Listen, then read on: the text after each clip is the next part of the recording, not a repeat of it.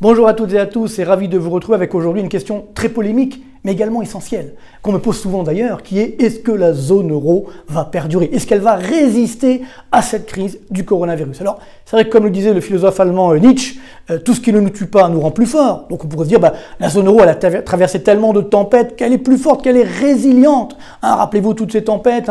D'abord, lorsque l'euro a baissé à 0,85 $ pour un euro. Ensuite, on a eu la crise de 2008-2009, puis la crise grecque, puis la venue de Tsipras à la tête du gouvernement en Grèce, où il promettait de quitter la zone euro. Ensuite, on a eu bien sûr, plus dernièrement, la crise italienne, où on a eu à la tête de l'Italie un gouvernement europhobe. Et malgré tout ça, la zone euro est toujours là. Mais ne rêvons pas, ce n'est pas par magie qu'elle est là. C'est parce que, notamment, la Banque Centrale Européenne a agi de façon exceptionnellement accommodante. Elle a évidemment d'abord baissé très fortement ses taux d'intérêt. Je vous rappelle qu'on est sur un taux d'intérêt REFI, ce qu'on appelle le coût de l'argent, de 0% aujourd'hui, un taux de dépôt de même moins 0,5% pour les banques de la zone euro, et puis bien sûr la planche à billets. 3 000 milliards d'euros de planche à billets. Et encore, ce n'est pas terminé, parce que ça continue, bien entendu. Donc, des sommes folles qui ont permis notamment de maintenir les taux d'intérêt des dettes publiques extrêmement bas, malgré la hausse de ces dettes publiques. Donc, c'est ce qui fait que la zone euro est là.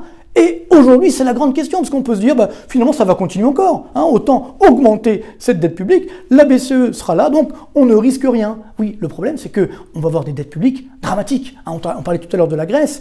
Quand la Grèce, à l'époque, a fait quitter la zone euro, on avait une dette grecque autour des 170% par rapport au PIB, avec évidemment des taux d'intérêt à l'époque qui étaient à 35% sur la dette grecque. Aujourd'hui, on va atteindre bientôt 205% de dette publique par rapport au PIB en Grèce. On va atteindre 160% en Italie, 125% en Espagne, mais aussi en France. Donc là, la question est de savoir, est-ce qu'on va continuer à payer? Et c'est là où, évidemment, la cour allemande de Karlsruhe a dit stop. Il faut peut-être maintenant arrêter tout ça. Et c'est là que le château de cartes peut s'effondrer. Donc, on oublie l'essentiel. Pourquoi la zone euro et comment la zone euro peut-elle perdurer?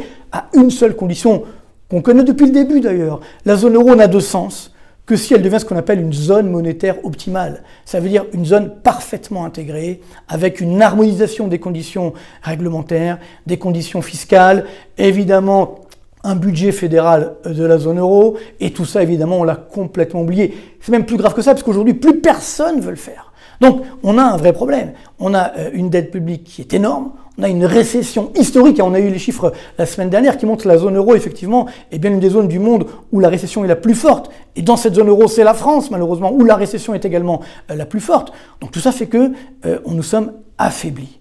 Donc bien entendu, le vrai danger, c'est que nous n'arrivions plus à avoir ce jeu coopératif, cet accord autour effectivement de la dette publique et donc de la Banque Centrale Européenne qui va certainement devoir arrêter ou limiter sa planche à billets. Et c'est là où ça va être extrêmement compliqué. Donc je suis désolé de le dire, mais si on n'a pas une prise de conscience et un mouvement justement de fédéralisme européen, ce qui est très peu probable, alors oui, la zone euro telle que nous la connaissons aura certainement disparu d'ici 2022 au plus tard. Et alors ça ne veut pas dire qu'il n'y aura plus d'euros, qu'il n'y aura plus de zone euro, non, mais il y aura certainement une zone euro à plusieurs vitesses. Alors espérons que on sera, nous, les Français, dans la zone euro, ce qu'on appelle premium, avec effectivement les pays qui respectent leurs engagements, notamment bien sûr l'Allemagne, les Pays-Bas, certains pays du Benelux, et donc espérons la France. Et puis pour les autres pays, les pays du Sud, on leur laissera un petit peu le temps de revenir vers des niveaux plus normaux, avec un euro un petit peu plus faible pour eux, pour justement pouvoir retrouver le chemin de la croissance, car ne rêvons pas, la croissance ne va pas revenir comme par miracle. Il faudrait un euro qui soit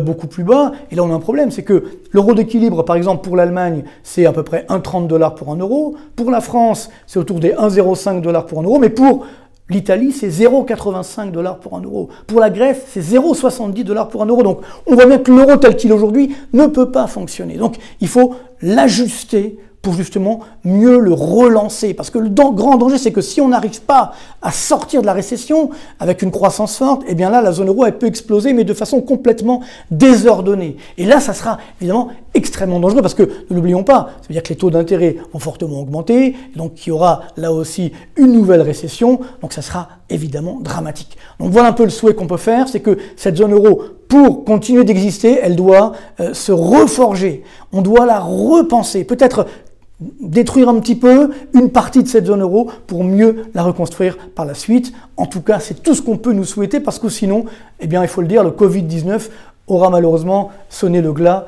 de la zone euro à 19. Je ne le souhaite pas, bien entendu, encore une fois, mais voilà ce qui risque de nous arriver si on ne fait rien et si on reste comme ça dans cette fuite en avant, dans cette cocaïne de la Banque centrale européenne. C'est très dangereux tout ça. Il faudra payer tôt ou tard la facture. Donc mieux vaut payer aujourd'hui où on peut gérer que ne plus pouvoir payer ensuite. Ça sera une explosion de la zone euro et là, ça ne sera pas du tout contrôlé et ça coûtera extrêmement cher à tous les peuples, à toutes les populations, notamment en termes de chômage, en termes de crise sociale. Donc essayons, espérons qu'on évitera tout ça. Encore une fois, c'est tout le mal qu'on peut nous souhaiter.